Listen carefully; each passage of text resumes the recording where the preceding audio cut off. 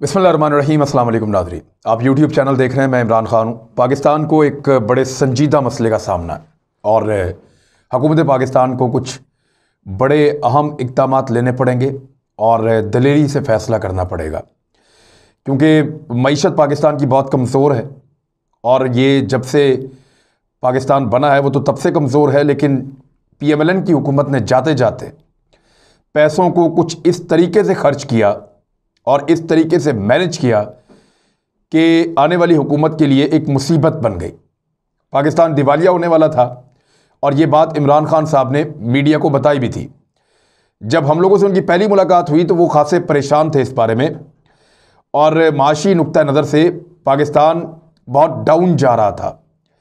लेकिन कभी भी इमरान खान साहब ने कमज़ोर बात की नहीं मीडिया पे आके। वो कहीं ना कहीं हौसला देते रहे कि हम कंट्रोल कर लेंगे, हम इसमें से निकल जाएंगे।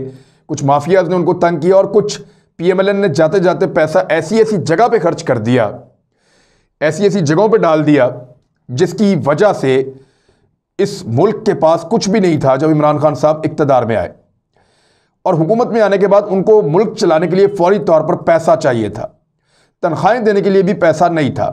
उस वक्त पाकिस्तान की इस्टेब्लिशमेंट और हुकूमत ने यह फैसला किया कि मुसलमान दोस्त ममालिक जो हैं, जो ब्रादर इस्लामी मुल्क हैं, जिनकी पाकिस्तान हमेशा मदद करता है, बहुत सारे पाकिस्तानी उन मुल्कों में काम करते हैं, उनकी तरक्की में हमारा बड़ा किरदार है, उनकी सिक्योरिटी के लिए हमने बड़ी कुर्बानियां दी हैं, तो उन ममालिक से पहले रब्ता किया जाए।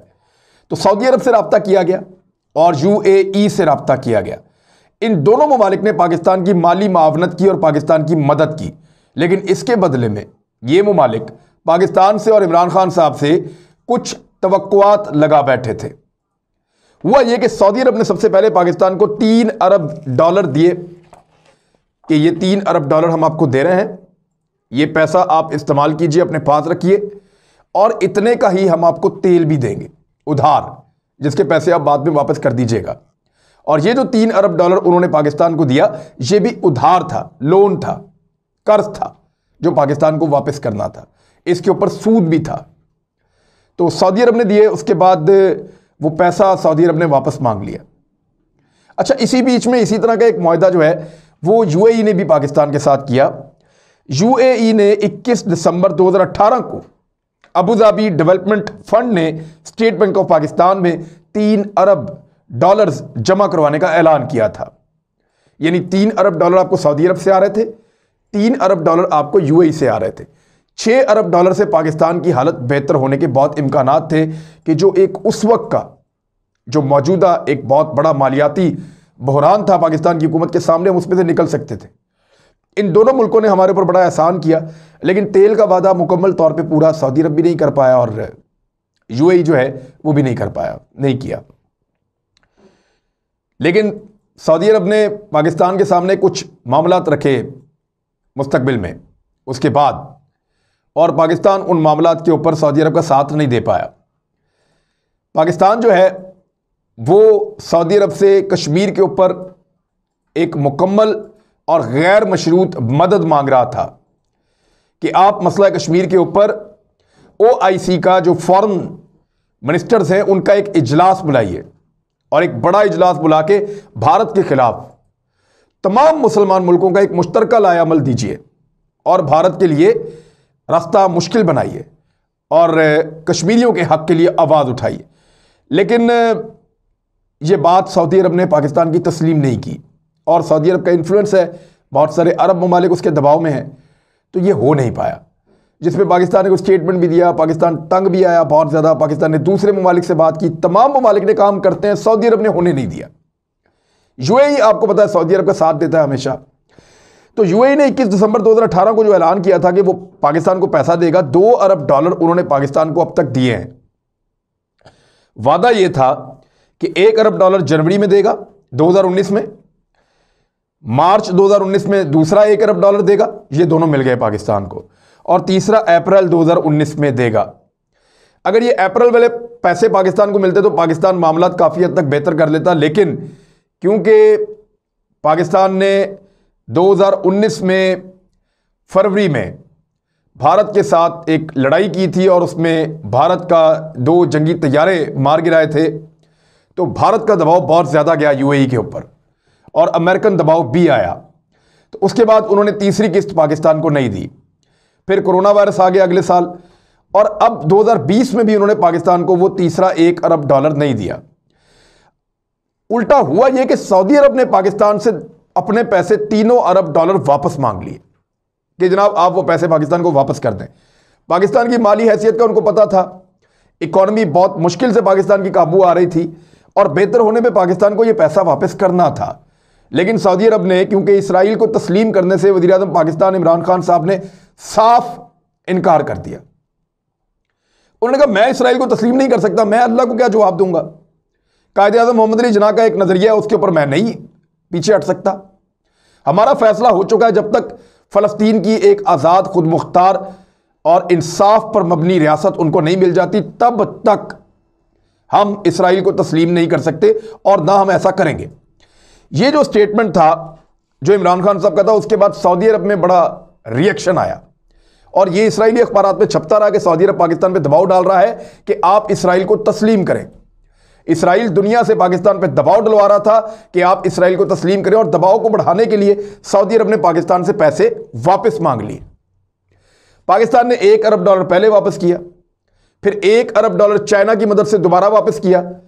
अब सऊदी अरब का $1 अरब पाकिस्तान को देना था। अब यूएई जिसने पहले ही $1 अरब कम दिया पाकिस्तान को और वो $2 अरब देने के बाद उन्होंने मज़ीद पैसे नहीं दिए, जबकि जो उन्होंने तेल देने का वादा किया था $3.2 अरब का, वो भी नहीं दिया। और तेल के मामले में सऊदी अरब ने भी जो है वो उधार तेल के मामले में पाकिस्तान के साथ वो सलूक नहीं किया जिस तरह उन्होंने वादा किया था। तो यूएई ने वो पैसे तो नहीं दिए, लेकिन 24 जनवरी को उनकी पेमेंट वापस करने का शेड्यूल आ गया है। यानी ये जो 24 जनवरी है, इसको आपने ना सिर्फ सऊदी अरब के जो $1 अरब है वो वापस करने हैं, बल्कि यूएई के भी $1 अरब वापस करने हैं। पाकिस्तान ने सऊदी अरब से $3 अरब लिए थे, जिसमें से 2 वापस कर दिए, रह गया $1 अरब। इसी तरह पाकिस्तान ने यूएई से $2 अरब लिए थे, 2022 तक ये एक्सटेंड थे, और उनके भी पैसे जो है वो $1 अरब पाकिस्तान ने अब वापस करने हैं। अब इन दो मुल्कों के $3 अरब पाकिस्तान के पास हैं, जिनमें से एक सऊदी अरब का है, 2 यूएई के हैं, और $2 अरब एक साथ यूएई के और सऊदी अरब के पाकिस्तान को 24 जनवरी को वापस करने हैं। ये डेट जो फैसिलिटी है या डेट है, ये एक्सटेंड हो सकती है, ये अखबारात में खबर छपी है और ये डिटेल सबके पास मौजूद है। लेकिन सऊदी अरब पाकिस्तान पे दबाव डाल रहा है और जो बातें पाकिस्तान उसकी नहीं मान रहा, तो फिर वो पैसे वापस मांगते हैं और उन्होंने अपने पैसे वापस तकरीबन ले लिए हैं। हालांकि ये 2022 तक मामला जा सकता था, इसके लिए तय था, लेकिन उन्होंने कहा कि पैसे वापस करें। अब पाकिस्तान ने सऊदी अरब को तो दे दिए, $1 अरब रह गया है, 24 जनवरी को देना है। पाकिस्तान हो सकता है दे देगा, लेकिन इंडियन अखबारात ये क्लेम कर रहे हैं, हिंदुस्तान टाइम्स, बाकी अखबारात, वो ये कह रहे हैं कि अब यूएई भी पाकिस्तान से अपने पैसे वापस मांगने वाला है। हालांकि यूएई ने अभी तक इस तरह का कोई इशारा नहीं दिया, लेकिन सऊदी अरब ने और यूएई से इंडिया को ये इंफॉर्मेशन मिली है, या इंडिया ने वहां जाके ये प्रोपेगेंडा किया है कि आप भी पाकिस्तान से पैसे वापस मांगें और इसके ऊपर दबाव डालें पाकिस्तान पे, ये आपकी बात नहीं मानता। तो ये एक पाकिस्तान के ऊपर शदीद तरीन दबाव आ रहा है कि भारत के मुताबिक यूएई भी पाकिस्तान से पैसा मांगने वाला है। अब ये ख्वाहिश है या खबर है, क्योंकि हमारी अब तक की जो इन्फॉर्मेशन है उसके मुताबिक यूएई ने पाकिस्तान से अभी तक डिमांड नहीं किया या पाकिस्तान को ये नहीं कहा कि ये पैसे इस तारीख को विड्रॉ करवाएगा या वो ले जाएगा यूएई $1 अरब। अब पाकिस्तान उनके साथ नेगोशिएशंस कर सकता है, कोशिश कर सकता है कि ये पैसा अभी पाकिस्तान के पास रहे, क्योंकि पाकिस्तान को ज़रूरत है, और यूएई को ये $1 अरब बाद में वापस कर दे, क्योंकि उन्होंने पहले भी $1 अरब जो उन्होंने वादा किया था वो उन्होंने नहीं दिया था। हालांकि उन्होंने देना था, जो दिए हैं वो भी उनकी मेहरबानी, लेकिन पाकिस्तान ने भी इन मुल्कों के लिए बहुत कुछ किया है और माजी में भी करता रहा है, मुस्तकबिल में भी पाकिस्तानी जो हैं वो इनको मुसलमान समझते हैं, इनके लिए करेंगे, लेकिन इस वक्त उनके ताल्लुकात बहुत अच्छे हैं भारत के साथ। तो यूएई पैसा मांगने वाला है या नहीं मांगने वाला, खबर तो भारतीय अखबारात में छपी है, अब खबर कहें या ख्वाहिश कहें। और ये खबर छपी है बहुत सारे अखबारात में, जिसमें ख़ास तौर पे हिंदुस्तान टाइम्स ने इसको बड़ा डिटेल के अंदर लिखा है, क्योंकि वो अपना कारनामा समझते हैं इसको। इसलिए कि अभी थोड़े दिन पहले भारतीय आर्मी चीफ यूएई और सऊदी अरब दोनों का दौरा करके आए हैं, और दोनों के दौरे के बाद वो ये समझते हैं कि उनके ताल्लुकात इन दो मुल्कों से बेहतर हैं और पाकिस्तान के ताल्लुकात बेहतर नहीं हैं। वो नए रास्ते बना रहे हैं और अरबों के साथ अपने ताल्लुकात को बेहतर कर रहे हैं। चीन के साथ उनकी लड़ाई है, अमेरिका और अरब्स को वो अपने साथ मिला रहे हैं, और इसराइल इसके अंदर जो है वो एक कलीदी रोल प्ले कर रहा है, एक बड़ा अहम किरदार अदा कर रहा है इसराइल।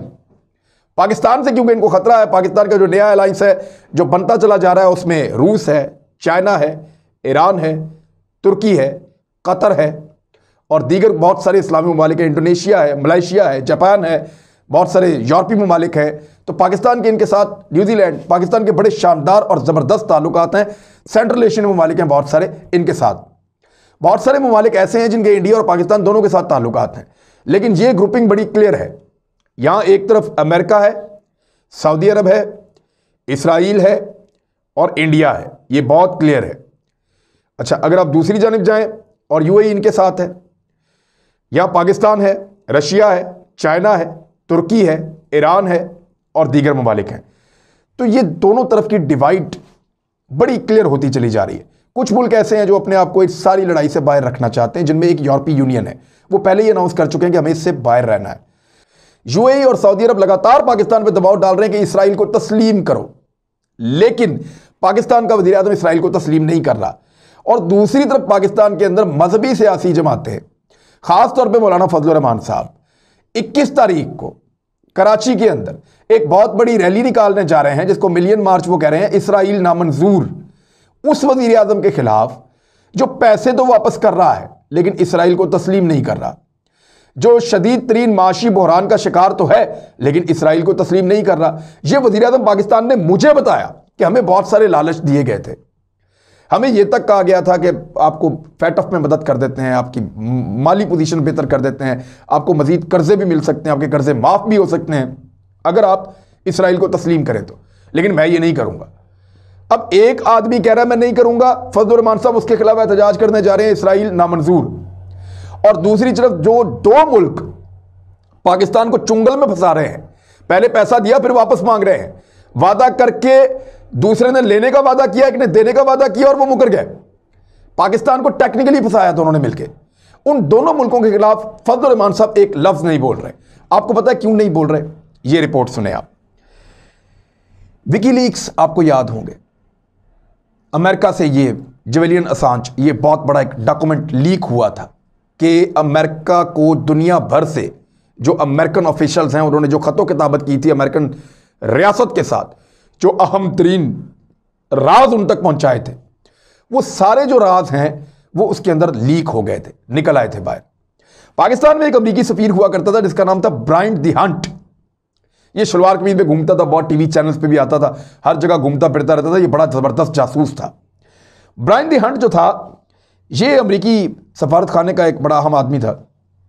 इसने एक रिपोर्ट अमेरिका को भिजवाई थी, वो रिपोर्ट विकीलीक्स के जरिए मंजर आम पर आ गई थी बाद में।